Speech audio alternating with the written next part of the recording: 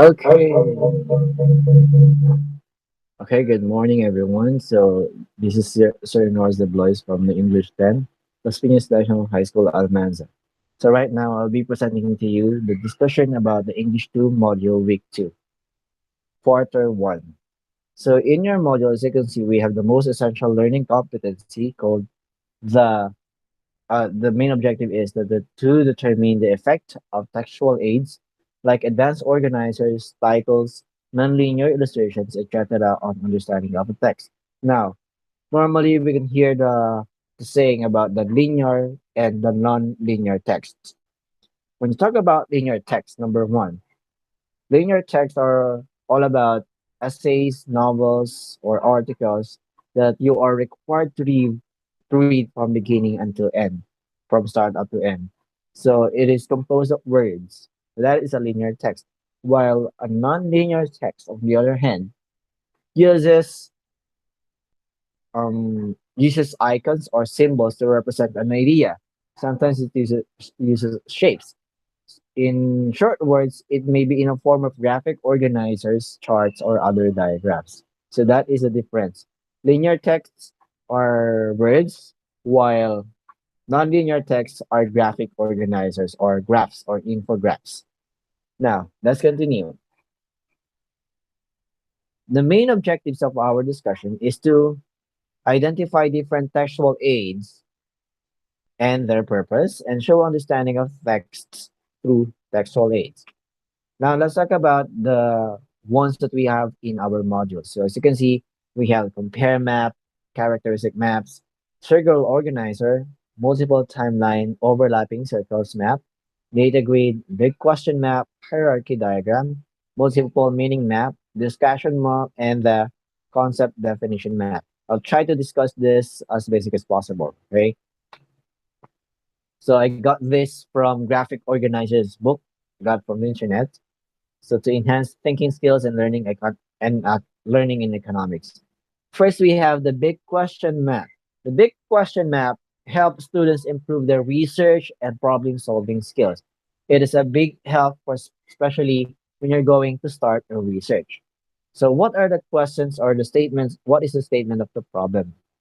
So these are the sets of questions that your research will be using for as a guide. So we have the what, who, why, where, when, and how. Here we have an example of a big question map. Topic, occupational mobility of labor. What is the question? What is the main question of the problem? Or what is the statement of the problem? Who will suffer? How comes the problem? When did the problem start? Where can we seek help from to solve the problem? And how can we solve the problem? So this is just an example of the different statements of the problem in a research writing task. Also, we have characteristic maps. It is used to promote students' critical thinking about key concepts and their characteristics.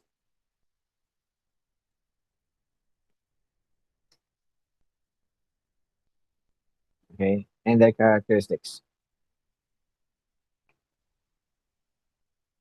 Here you will see the example of economic systems. So economic system is at the center, and then it is categorized into three.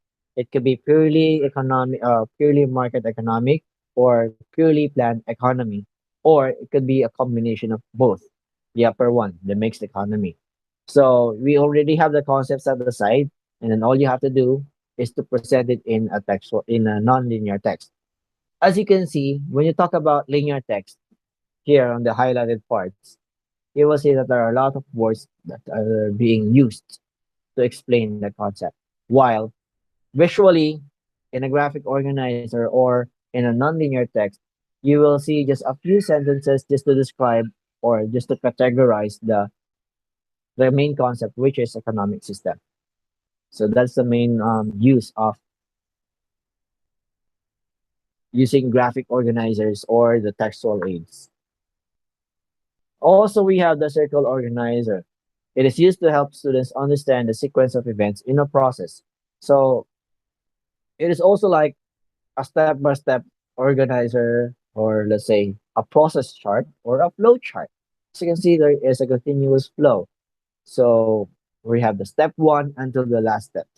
Okay, we normally see this when we go to establishments like the government agencies on how to process ID, how to apply for something. Okay. Also, you're doing this when you are trying to sign in a new social media account.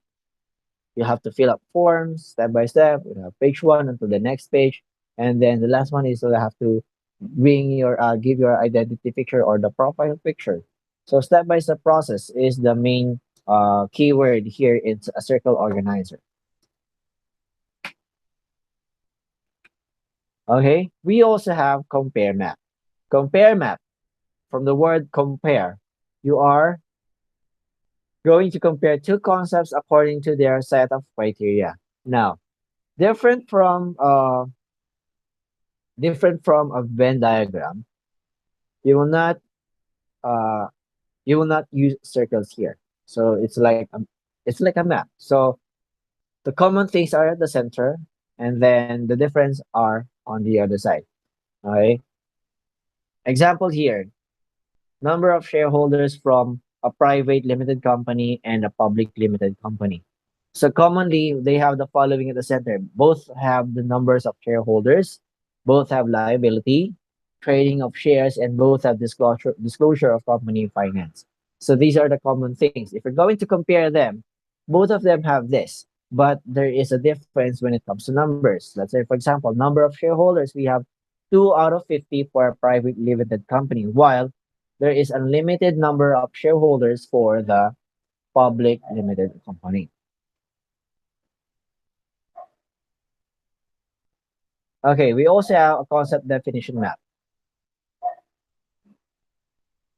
Okay, a concept definition map is used to help students focus attention on the main components of a definition. Main components of a definition. If you're going to branch out the definition, okay, if you're going to trim your ideas, it is very effective, especially when you are using it for brainstorming. Okay. This may include categories, properties, and illustration. It not only enriches students' understanding of a concept, but also encourages them to integrate their own experience with the definition, because you might have your own definition of something, or you might have an extended definition based on our experience. So that is a concept definition map. Okay. In creating this, maybe in a graphic form, if you're going to draw something like a concept definition map, much better, or I might suggest that you may be using different colors to represent different ideas. Same color means similar ideas. Okay? It could be category or a description or a quality. Okay, you can see here definition of money is at the top side. It is generally accepted medium of exchange. While you also can see the qualities in the circle shapes and the function in another rectangular shapes. So to make it more different, or to make it more understandable, I suggest that you'll be using different colors for these different concepts. Okay, then you will have the legend at the side. Okay, data grid is very common because most of us are using this in our daily lives, especially teachers are using this. Let's say, for example, in our grading sheets, we are using the data grid. A data grid, for example, in the criteria, or let's say the names of students here, and then we have the different records of the scores like seat works, assignments, and quizzes, and periodical exams. So these are, let's say, the written works, other the written works. Just for example, okay, a data grid allows students to compare and contrast information according to various criteria. So your the criteria is different on a different columns or different rows. I mean, example here is the market structure in a research paper. Okay, number of firms, types of product, forms of competition, availability of information, and then you will see here at the top side are the different types of markets. So we have the perfect competition market, the monopolistic competition, oligopoly, and the monopoly. So these are the different type of markets. or market structure, while the other side are the different components or categories. Discussion mode. This will be very useful if you are groupings. If you have groupings and you are brainstorming, or if you have a debate. Okay, a debate, for example, is there is the pros and the against, the pros and the cons, the uh, the contrasts. It helps students consider both sides of an issue before drawing to a conclusion. So it helps us to come up with a resolution or a justification or a conclusion based on hearing both sides, the negative or the positive, or the pros and against. Example here are the following. Example, issue is the Hong Kong should impose a tariff on the import of computer products from other countries. What are the pros about the topic? The local computer industry can develop under the protection. That's the pros. While on the cons, the variety of computer products is limited. Okay, that's the that's the weak side. Let's have the strengths and the weaknesses as well. It's like that. Okay, the pros and cons. And then after hearing all the pros and cons, you will now be having the conclusion and justification at the center.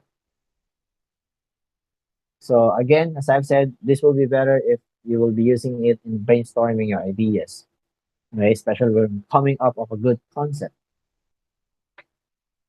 Hierarchy diagram sounds familiar because of Abraham Maslow hierarchy of needs.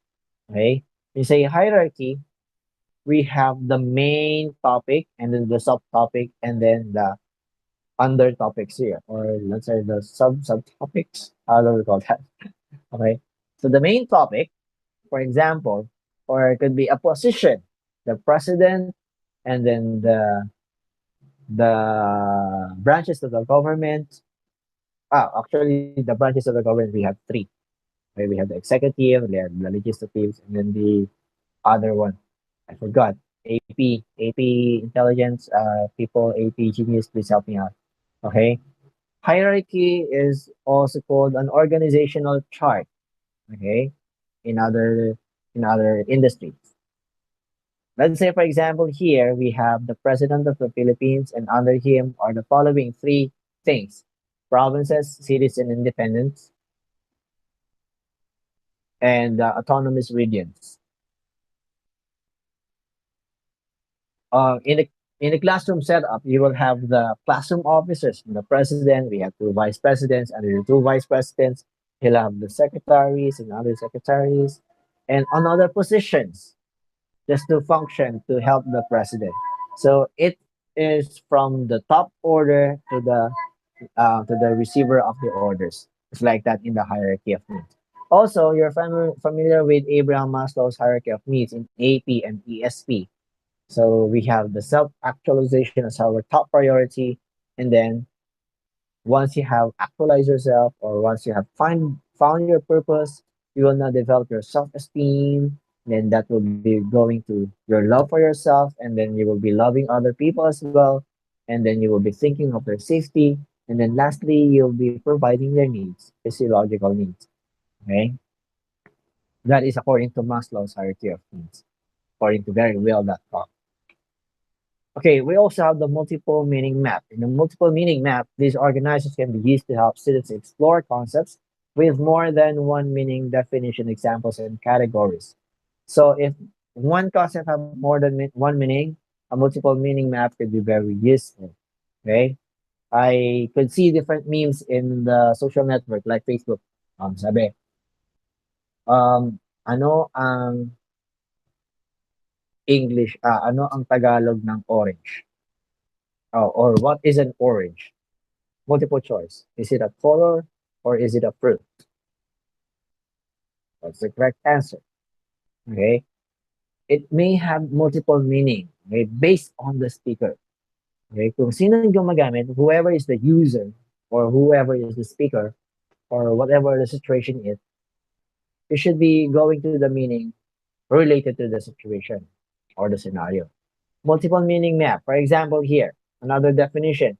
Multiple meaning maps can be used to help determine what definition fits the story you are reading. So as I said, it depends on the story. It depends on situation, or the location. What is happening?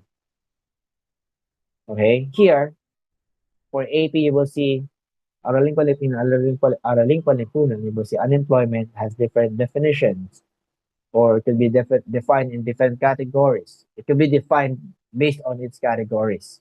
Okay, when you talk about structural unemployment, frictional unemployment, cyclical unemployment, or seasonal unemployment. What type of unemployment do you experience? Okay, it might fall on a different one. It's based on the situation, personal situation. Examples here we have dream. A dream, for instance, right, could be defined into four basic terms. Number one, mental images. So these are the symbols, right? Dream of a swimming pool, or you are in a beach or in a garden. So it's all about the mental images coming into your brain or in your imaginations while you are asleep. While number two, imagination while awake. Because aside from being asleep, people can daydream. Right now, for example, if you're alone and you sit in one corner and you have a peaceful surroundings, you daydream. You think of things, maybe out of this world things. Number three, it could be something wonderful or something that you really like to have. Because this car is a dream. My dream is to be a millionaire someday. That's actually my dream. And then also a dream could be a hope or aspiration. Her dream was to become a doctor. Okay? Or it could be sabi ko sa number three, it could be something wonderful that is happening right now. Wow, this is just a dream. For example, you are in a surprise party and then you were just dreaming about that before. And that is something wonderful that you experience. But number four, it is the hope or admiration of becoming something someday or somebody someday. What about you? What is your dream? Could be the next. It could be a definition based on your personal, personal view. That is your dream. That could be the number five definition. Next, we have multiple timeline. Of course, when you talk about timeline, we're talking about different time phase or time phrase. It is used to help students acquire skill to look at various aspects of a time period, see the influences they have on one another. Okay. Different example of a timeline are the following: project portfolio timeline. For example, you're going to create a group project and then you are designated into different tasks. Okay. So for example, you have 4 or 5 members, okay, and you're given different deadlines. Okay. But all of you should be done by this point of time. Let's say January to December 15. Okay.